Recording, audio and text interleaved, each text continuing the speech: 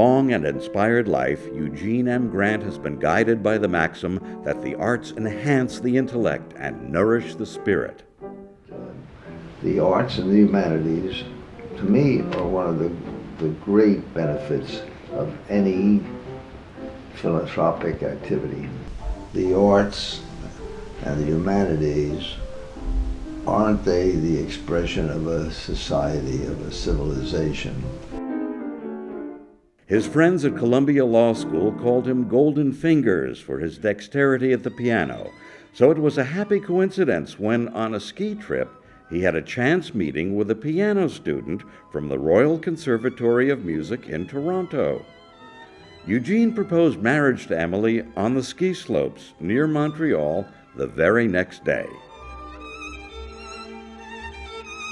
Eugene's success as a real estate investor and developer and founder of his own firm gave Eugene and Emily the resources that allowed them to play an important role as leading patrons of the arts.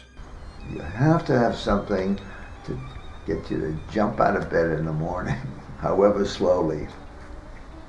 Go to concerts, go to museums, keep the brain working very actively. Modest about his generosity, Eugene believes philanthropy gives as much satisfaction to the donor as to the recipient. Giving produces a gift to oneself. It may seem to be mystical, but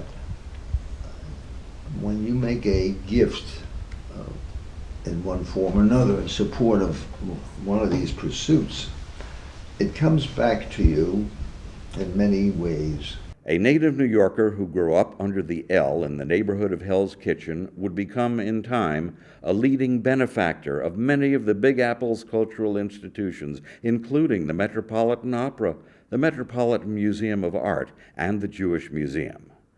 But as residents of Westchester County for more than 50 years, Eugene and Emily's generosity in the community in which they raised their 3 daughters has been invaluable in developing world-class cultural institutions here.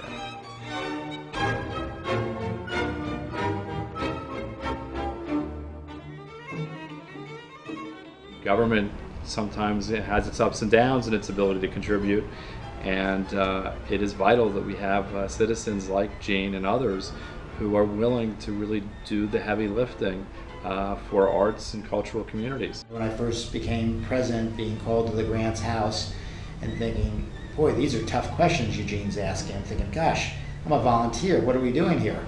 And then I realized with the twinkle in his eye that he was asking the hard and tough questions because he cared so deeply for so long about the theater. Well, Gene's mind works exquisitely.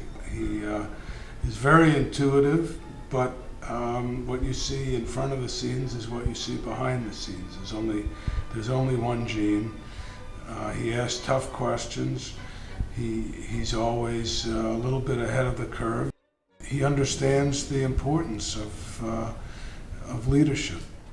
Eugene is especially proud of his work with the Westchester Holocaust Commission, and he believes the Commission's Garden of Remembrance and the beautiful bronze sculpture that serves as its focal point demonstrates that the arts can present a critical message about the need to never forget. That was what they wanted to convey, a powerful, important, artistic image for this community so that we would never forget the Holocaust. We've lived long enough to be able to see the fruits of some of those works that started with zero and really have become some sort of a legacy.